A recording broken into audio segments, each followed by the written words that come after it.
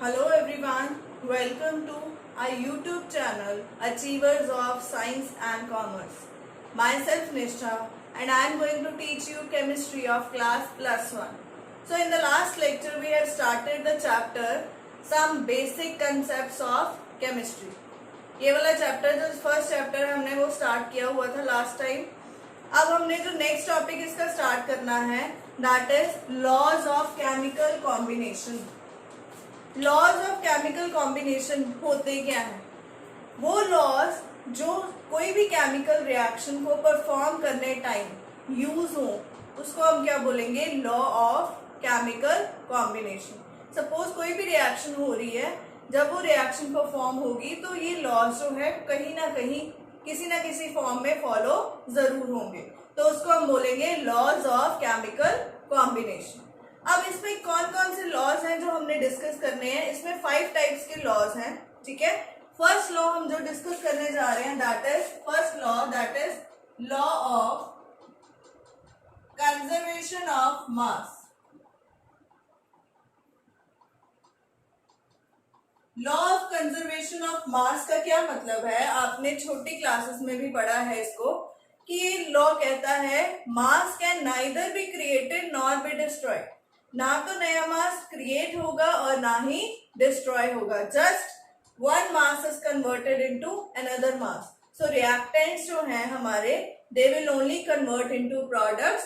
यहाँ पे कोई भी मास नया नहीं बनेगा, ना ही मास डिस्ट्रॉय होगा. सो इसका मतलब ये है कि mass of the reactants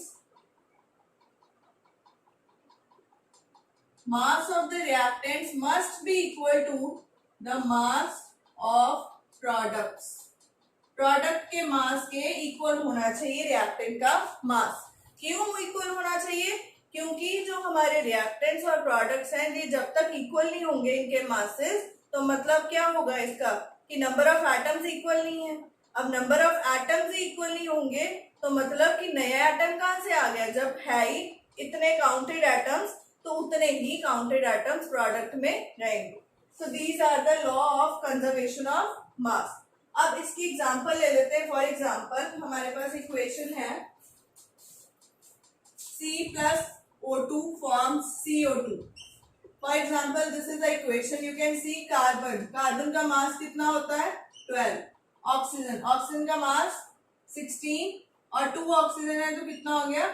2 into 16 that is 32 units ये है, 12 यूनिट्स ये है, तो टोटल कितने हो गए? 44 यूनिट्स. तो these are the mass of reactants. ये हमारा मास ऑफ रिएक्टेंट्स आ गया. सिमिलरली मास ऑफ प्रोडक्ट हमारा यही है. So 12 plus 16 into 2 that is equal to 44.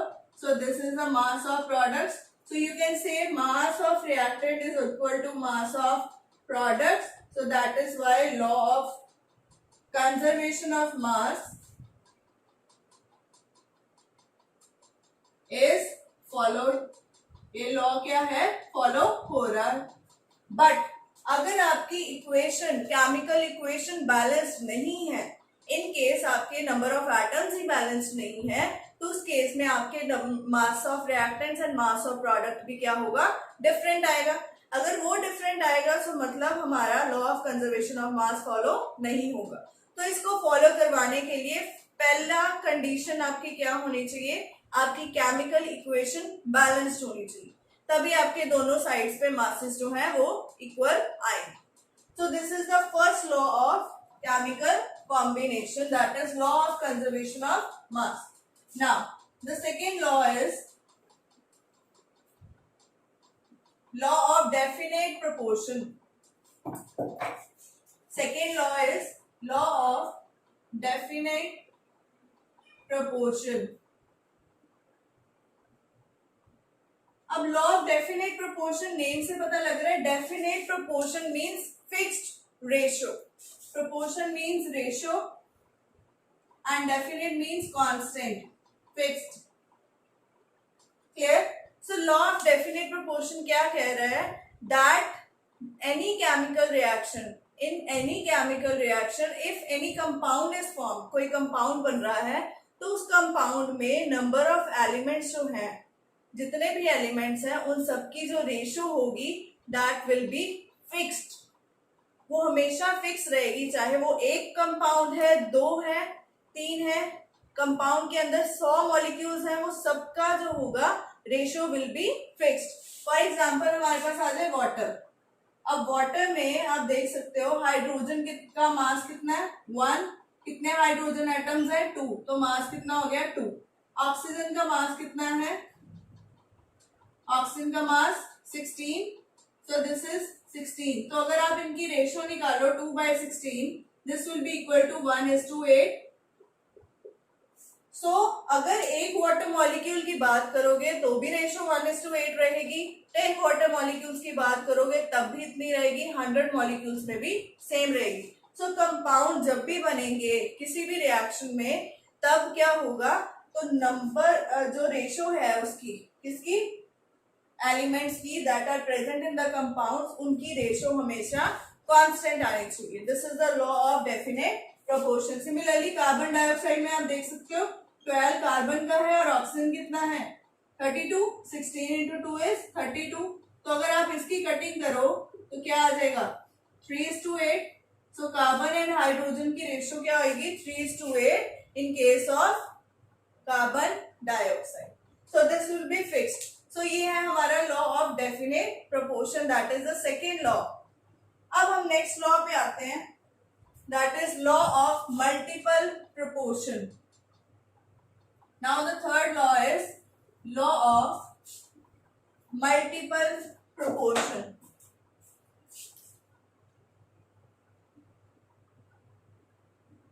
अब लॉ ऑफ मल्टीपल प्रोपोर्शन क्या है, प्रोपोर्शन मतलब इसमें भी रेशियो की बात होगी, ठीक है। अब मल्टीपल प्रोपोर्शन का क्या मतलब है कि अगर डिफरेंट एलिमेंट्स हैं, कोई दो डिफरेंट एलिमेंट्स हैं, they are combining to form more than 2 products, वो कंबाइन कर रहे हैं या रिएक्ट कर रहे हैं जिनसे मोर देन 2 प्रोडक्ट्स बन रहे हैं, ठीक है।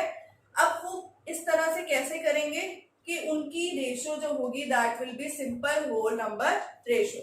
अब इसका क्या मतलब है, एग्जांपल ले लेते हैं, हाइड्रोजन एंड ऑक्सीजन, ये दोनों कंबाइन करके वाटर भी बना सकते हैं,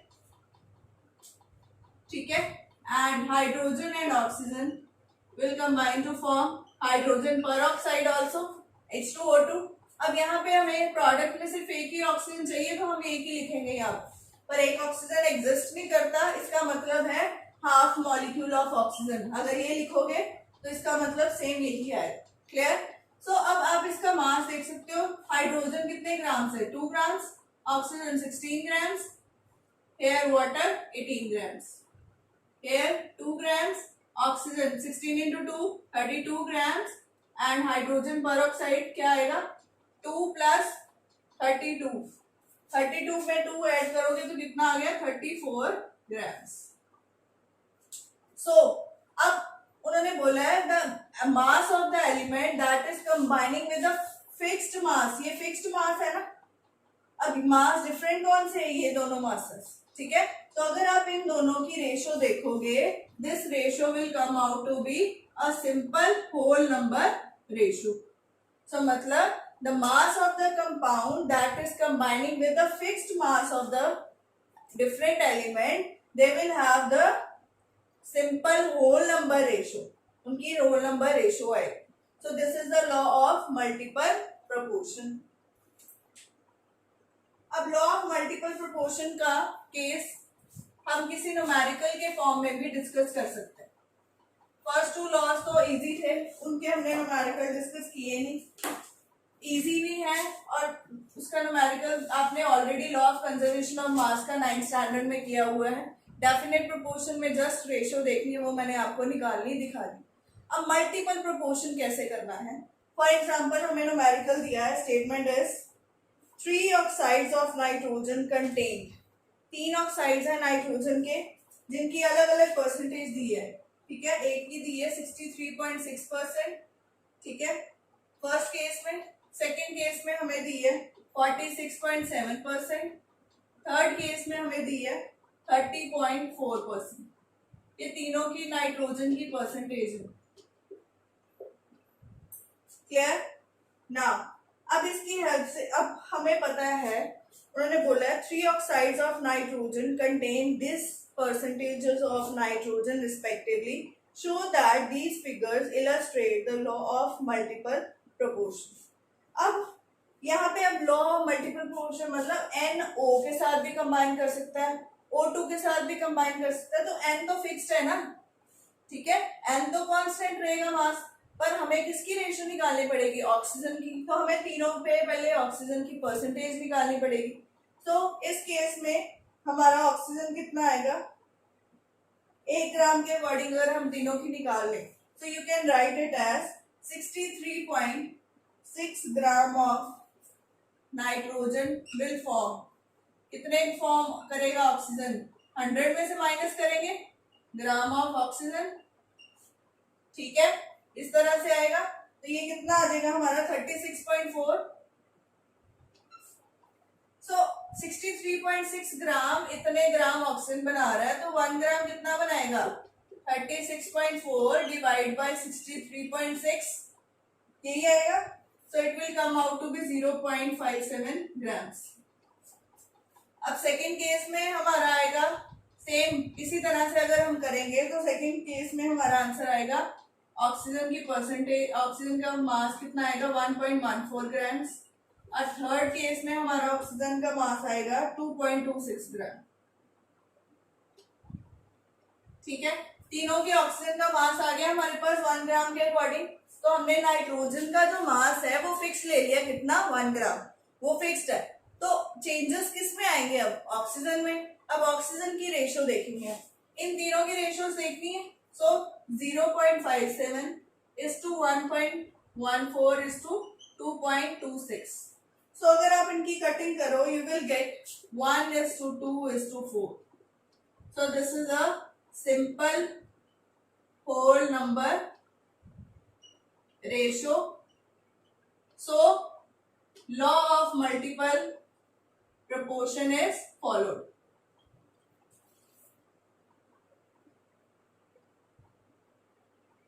इस तरह से इसका न्यूमेरिकल जो होगा आपको करना होगा। सो आपने एक को फिक्स ले लेना है, उसका 1 ग्राम सपोज हमने फिक्स ले लिया, और जो दूसरा एलिमेंट है उसकी रेशियो कैलकुलेट करनी है। अगर तो रेशियो होल नंबर आ गई तो इट मींस लॉ फॉलो हो रहा है। सो this is the law of multiple proportion, उसका न्यूमेरिकल। अब हम फोर्थ लॉ डिस्कस करते हैं अपना। So our fourth law of chemical combination is Gay-Lussac's law of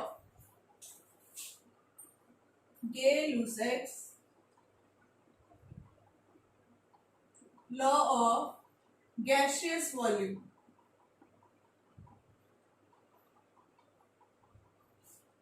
अब यहाँ से नेम से ही पता लग रहा है गैसेस की बात होगी और उनके वॉल्यूम्स की बात होगी। अब ये लॉ क्या कहता है, ये लॉ कहता है कि व्हेन गैसेस आर रिएक्टिंग और combining with each other to form different gas, कि गैस ही है सारी रिएक्शन में, रिएक्टेंट्स भी गैसेस हैं, प्रोडक्ट्स भी गैसेस हैं, और they combine together in that form कि वो सिंपल होल नंबर रेशियो बनाएंगे। अब कैसे, अगर हम उनको कांस्टेंट टेम्परेचर और प्रेशर पे रखते हैं, तो कांस्टेंट टेम्परेचर प्रेशर का क्या मतलब है, अगर टेम्परेचर और प्रेशर आप कांस्टेंट नहीं रखोगे तो volume of a gas will change. हमने उसको कांस्टेंट होल नंबर रेशियो रखनी है, तो उसके लिए हमें टेम्परेचर और प्रेशर उसका कांस्टेंट रखना पड़ेगा। अगर हम इसमें एग्जांपल ले लेते हैं, suppose hydrogen, chlorine and HCl, ये बैलेंस रिएक्शन है। So you can write it as 1 volume of hydrogen will combine with 1 volume of chlorine to form 2 volumes of HCl। So अगर आप इसकी रेशियो देखो, it will come out to be 1:1:2। So it is a simple whole number ratio। But यहाँ हमने masses की ratio नहीं लेनी, किसकी रेशियो लेनी है, वॉल्यूम्स की। तो ये चीज ध्यान में रखनी है, गैसेस का हम क्या कंसिडर करेंगे, volume at constant temperature and pressure। So this is a Gay-Lussac's law of gaseous volume। Now our fifth law, that is last law, is Avogadro's law। Fifth law is Avogadro's law। अब Avogadro's law क्या कहता same volume of gases लेते हैं, at same temperature and pressure उनकी condition रखते हैं, तो number of molecules of each gas will be equal. मतलब अगर वॉल्यूम ऑफ गैस हमने सेम रख लिया, टेम्परेचर और प्रेशर भी सेम रख लिया, पर अगर डिफरेंट गैसेस भी लेते हैं, डिफरेंट गैसेस के नंबर ऑफ मॉलिक्यूल्स क्या रहेंगे, हमेशा कांस्टेंट रहेंगे। अब कांस्टेंट रहेंगे इसका मतलब कितनी वैल्यू होगी एवोगैड्रोस नंबर की, दैट इज 6.022 इंटू 10⁻23, यही है एवोगैड्रोस नंबर। ठीक है, तो इतने मॉलिक्यूल्स ही रहेंगे अगर हम कांस्टेंट स्टैंडर्ड टेम्परेचर और प्रेशर कंसीडर करते हैं। अब इसमें एक चीज और हमने देखनी है, 1 मोल जो है that is equal to 22.4 litres of volume of any gas at STP। So मतलब अगर आप 1 मोल गैस, किसी भी गैस की बात करते हो, स्टैंडर्ड टेम्परेचर प्रेशर रखना है। Standard temperature pressure means temperature हमारा 298 kelvin, that is room temperature. Pressure 1 atmosphere अगर फिक्स्ड रख रहे हो तो उस केस में क्या होगा, 1 मोल जो होगा इतने लीटर्स के इक्वल होगा, कोई भी गैस। ठीक है, और अगर मॉलिक्यूल्स देखने हैं, इक्वल नंबर ऑफ मॉलिक्यूल्स, मतलब वही Avogadro's number molecules, 1 mole. So 1 mole of any gas will be equal to 6.022 into 10⁻23 molecules और atoms। अब गैस है तो मॉलिक्यूल्स ही होंगे एट STP, ये जरूरी है। STP मतलब टेम्परेचर और प्रेशर हमें कांस्टेंट रखना पड़ेगा। सो this is the Avogadro's law. अब ये लॉ के बाद हमने डिस्कस करनी है our next theory, that is Dalton's atomic theory। Dalton's atomic theory। अब डाल्टन्स एटॉमिक थ्योरी क्या कहती है, पहला पॉइंट, डाल्टन ने सबसे पहले एटम की डिस्कवरी की थी और उसने एटम की डेफिनेशन सबसे पहले दी थी। उसने कहा था कि atom is an indivisible particle, smallest particle of matter which is indivisible. So atom is the smallest indivisible particle of any matter। So इसने फर्स्ट ये बोला था कि एटम के जो पार्टिकल्स हैं उनको फर्दर हम डिवाइड नहीं कर सकते, एटम स्मॉलेस्ट पार्टिकल है मैटर का। ठीक है, फर्स्ट पॉइंट ये था। बट ये फर्स्ट पॉइंट इसका जो था बाद में फेल हो गया था। क्यों? क्योंकि एटम को भी हम इलेक्ट्रॉन्स, प्रोटॉन्स, न्यूट्रॉन्स में डिवाइड कर सकते थे। तो ये उसका था फर्स्ट लॉ। सेकेंड लॉ उसका क्या था कि मास can neither be created nor be destroyed, जो हमारा लॉ ऑफ कंजर्वेशन ऑफ मास है कि ना तो नया मास बनेगा ना ही डिस्ट्रॉय होगा। थर्ड उसका था कि एलिमेंट, अगर कंपाउंड्स की बात करें, ठीक है, compounds having different elements they will be combining in the fixed ratio.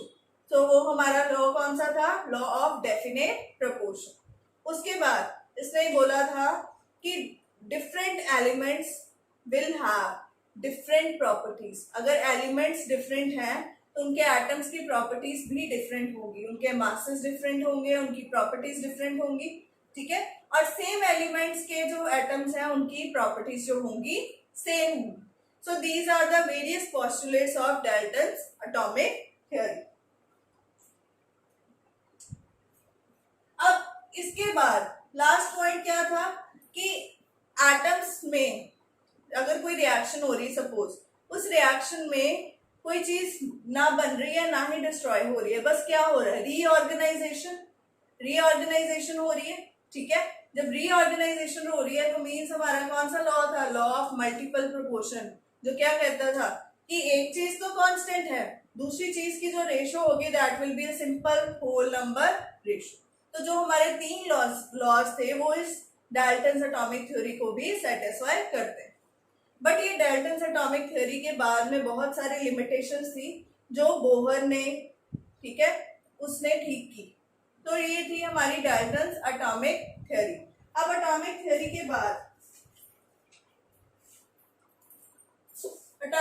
के बाद हमने डिस्कस करना है एटॉमिक मास क्या हो। व्हाट इज द एटॉमिक मास? किसी भी एटम का एटॉमिक मास अगर कंसीडर करना है उसका क्या मतलब है कि हमें उसका एक्चुअल कोई मास कंसीडर करने के लिए कोई स्टैंडर्ड वैल्यू लेनी पड़ेगी, that is a standard reference. ठीक है। तो साइंटिस्ट ने क्या किया, बाकी सारे एटम्स के मासेस को फाइंड आउट करने के लिए एक स्टैंडर्ड ले लिया। That standard was taken as carbon atom. अब कार्बन के बहुत सारे आइसोटॉप्स है, C12 है, C14 है, 13 है, तो उन्होंने C12 आइसोटॉप को कंसिडर कर लिया। अब अगर हमने किसी भी एटम का एटॉमिक मास कैलकुलेट करना है तो उसका फॉर्मूला क्या होता है, mass of that element divided by 1/12 the mass of carbon 12 isotope. So अगर उसका एटम का मास हमें एलिमेंट का दिया हुआ है, उसको 1/12 the mass of carbon 12 isotope से अगर हम डिवाइड कर देंगे तो हमारे पास क्या आ जाएगा, atomic mass of that element. Clear? So you can note it down. अब ये जो वैल्यू है 1/12 मास of carbon 12 isotope, this is called 1 AMU, that is atomic mass unit. Atomic mass unit. This will be equal to 1/12 mass of carbon 12 isotope. ये fixed ले लिया गया 1.66 into 10 raised to power minus 27. Sorry, 24. 1.66 into 10 raised to power minus 24. ये हमने 1 AMU की value ले ली। अब ये फिक्स्ड ले लिए, क्यों 1 AMU is equal to 1/12 the mass of the carbon 12 isotope. अब ये वैल्यू हमारे पास आ गई फिक्स्ड, ठीक है। अब ऊपर हम मास ऑफ द एलिमेंट लेंगे जो हम एक्सपेरिमेंट की हेल्प से कैलकुलेट करेंगे। मास ऑफ दैट एलिमेंट कह सकते हो या दैट एटम कह सकते हो। सिंगल एटम की बात करें अगर, एटम का ही हम निकालेंगे, एलिमेंट तो डिपेंड करेगा कि कितने एटम्स है उसमें। So mass of that atom divided by 1/12 the mass of the carbon 12 isotope। तो ये वैल्यू तो हमारी कांस्टेंट आ गई, उससे हम ये निकाल सकते हैं। सिमिलरली हाइड्रोजन का कैलकुलेट करके एक्चुअल मास आता है 1.008। ऊपर मास लिख के उसका एक एटम का और नीचे इसके साथ डिवाइड करके ये आते हैं, but we take it approximately 1। हम 1 लेके चलते हैं। इसी तरह ऑक्सीजन का 15.9 समथिंग आता है, तो हम उसका 16 लेके चलते। सो इस तरह से हमने बाकी सारे एटम्स के मास कैलकुलेट कर लिए with the help of the standard that was taken as carbon atom, that is carbon 12 isotope. अब हम इसके बाद बात करते हैं एवरेज एटॉमिक मास की।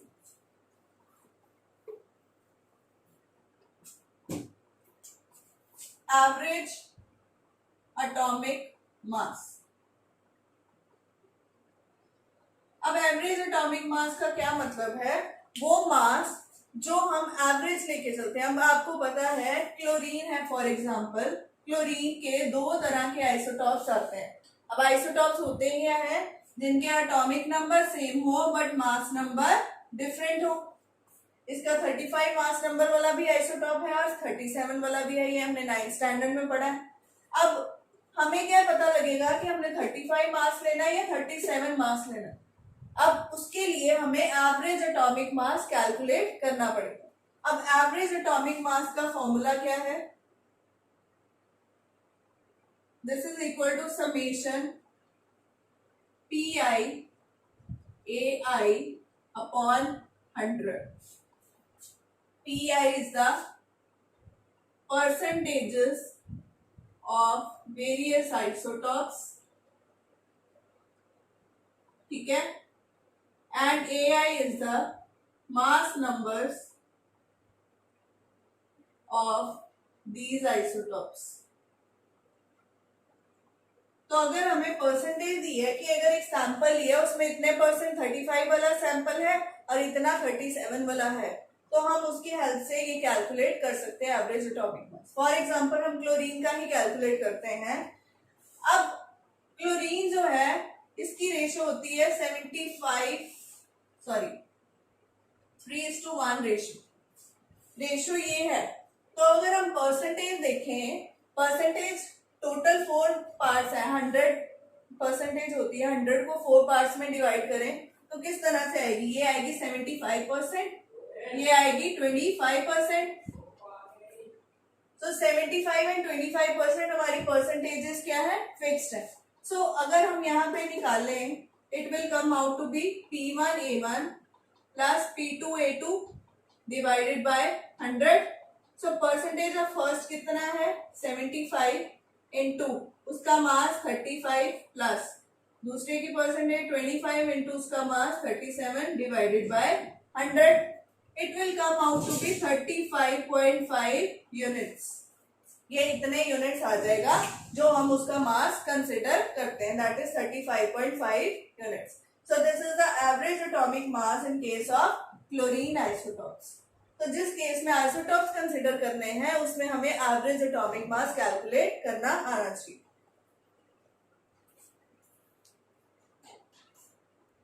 सो नेक्स्ट हमारा टॉपिक है ग्राम एटॉमिक मास.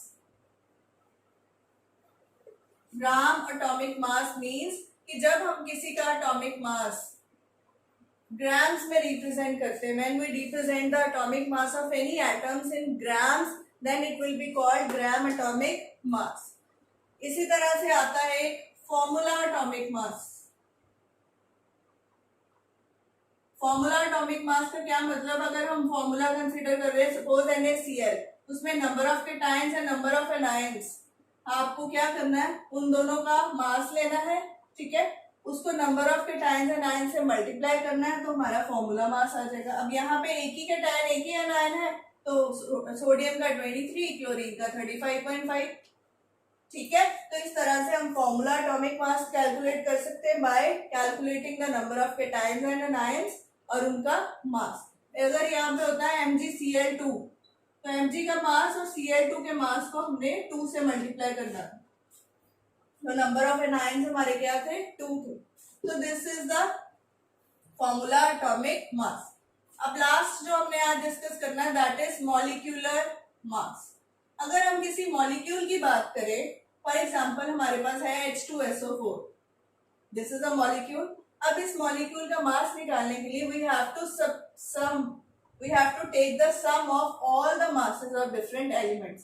सो हाइड्रोजन का मास कितना है, 1, उसको 2 से मल्टीप्लाई करा क्योंकि 2 हाइड्रोजन थे. सल्फर का मास 32, ऑक्सीजन का मास 16, कितने ऑक्सीजन एटम है, 4.